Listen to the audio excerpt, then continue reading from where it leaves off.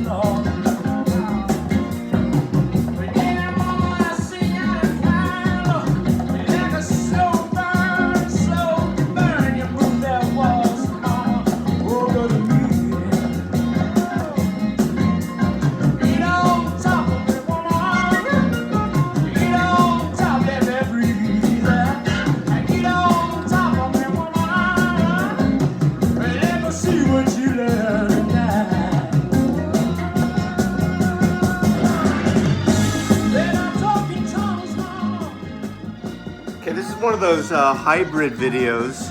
I want to set the record straight, and I'm going to show you 10 records that I can't live without. Of course, these are not my favorite records necessarily, like of all time. No Beatle records. So you think that's all I show is Beatle records or jazz or something? Okay. There was a VCLT acceptance from Melinda Murphy. I sent her some multiple Beatle 45s. And in her video, in her thankful and showcase video, her and then Chris from the Man Cave mentioned Mazzy, Norman Maslov, who's always drinking martinis, always has a martini in his hand. And I had to research this because I'm like an archivist. I have to be honest with my audience. Out of the 100 or so videos that I've posted here, there's only been 5, 6 tops where I've had a martini in my hand. So sorry, Melinda, and sorry, Chris. Love you too, dearly. Like that you love records and music and are receptive to my VCLT and my videos, but it's an illusion that I always have a martini in my hand. Anyway, I'm gonna go quickly through 10 records that are records that I always go back to. Again, in my videos, I always use the word, not a definitive thing. I use the word definitive. This is not definitive. Before I continue, this martini glass is known as a Nick and Nora glass, and this glass became famous because of this movie series, The Thin Man. The Thin Man was the first of 3, 6, 7 movies back in the late 30s and 40s, or the 30s and 40s, 30s and early 40s, with William Powell and Myrtle Loy. And what's great about them, they're detective films. They're so great. And there's sort of this cavalier husband and wife detective team, and they always had a martini in their hand.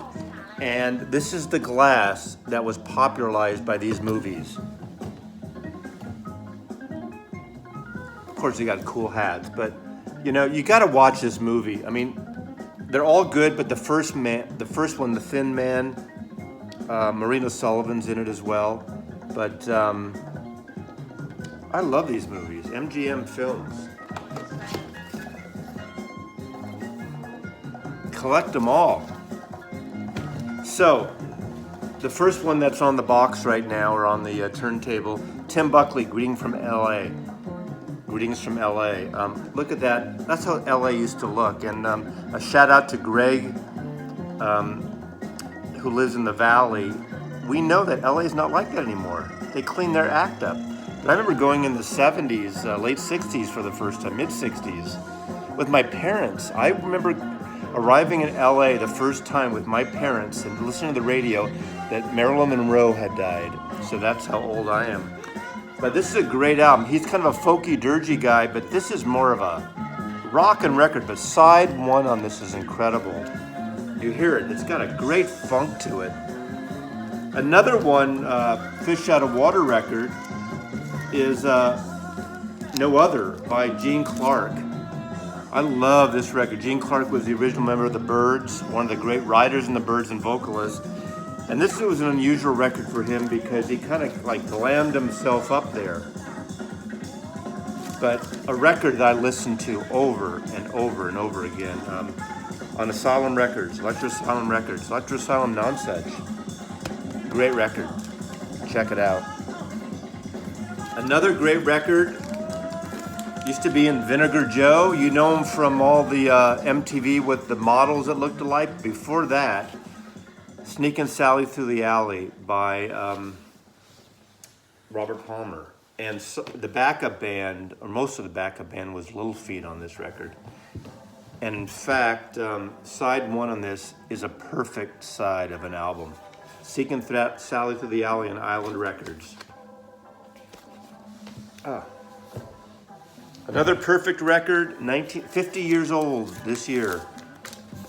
Arthur by the Kinks. I play this constantly. In fact, these 10 or so records are records that I play over and over again. The Kinks' Arthur. Victoria. Had a great memory when I was on a track team going to a visiting team's track meet, and I had to go to the bathroom, went up to the stairs, and the opposite, I guess, we never had cheerleaders for track meets, but they were rehearsing the opposite cheerleader team, and they were rehearsing to Victoria. Victoria, da-da-da, da-da-da, which is kind of a weird thing. So every time I hear Victoria, I think of cheerleaders. Another record, one of my all-time favorites I play, 10cc.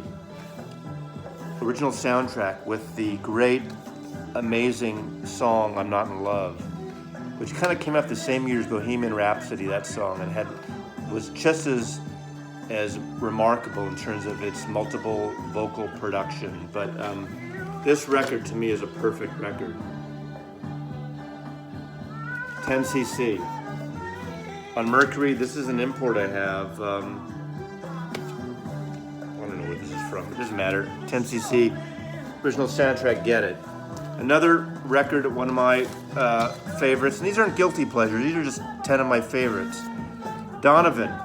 Donovan got screwed with his American and British record contracts, but Wear Your Love Like Heaven. That song especially, Wear Your Love Like Heaven.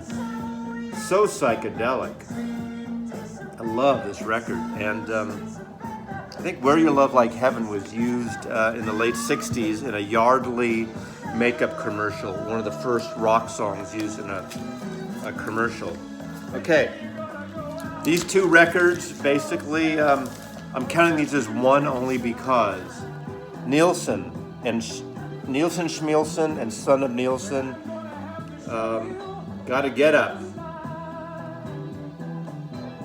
Jump Into the Fire, Coconut, Without You. It's ironic that Nielsen's he was a great fucking songwriter, but his biggest hits he did not write. Without You was written by Pete Ham from Badfinger, Beatles' protege band on Apple Records, and Everybody's Talking, theme from Midnight Cowboy that he sang. His song was used in the back, but the theme was written by Fred Neil. And then Son of Schmielsen, I think, is my favorite of the two. It's got Spaceman, I'd Rather Be Dead, You're Breaking My Heart, Turn on the Radio, Joy, Remember, Take 54. But these two together would be like the perfect double album. So I'm kind of counting these as one. One of the greatest singles of all time from, was it 1966 or 67? 67. Groovin', the Young Rascals. Groovin' on a Sunday afternoon, or on a sunny afternoon. But this is a fantastic LP. How Can I Be Sure? Groovin', You Better Run, A Place in the Sun. Oh my God. Perfect record. Perfect record. God, the vocals on this, 60s production, a Mazzy Reco and a Mazzy fave. And then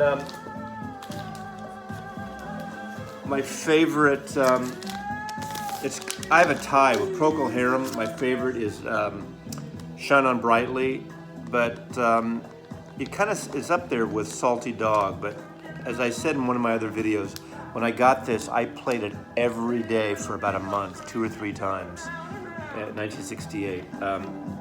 68, 69, I think it's 68.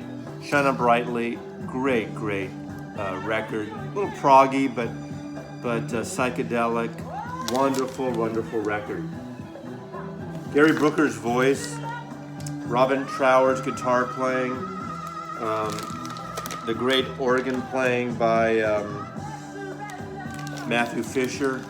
I tell you, they're one of my favorite 60s artists.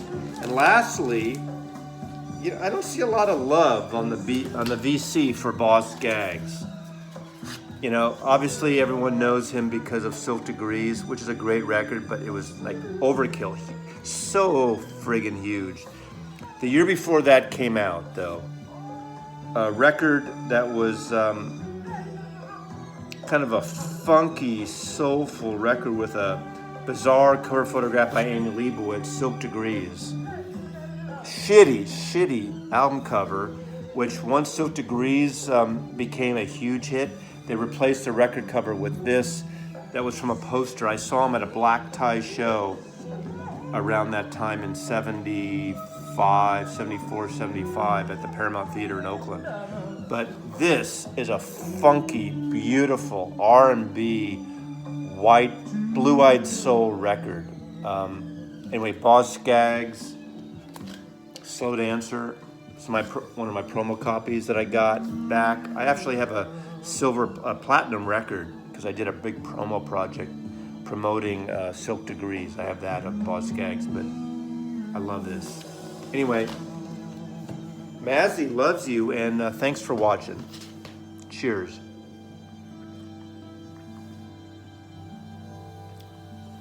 I just raised the bar for martinis on my videos, I think.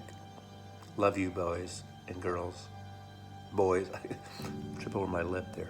Take care. Bye.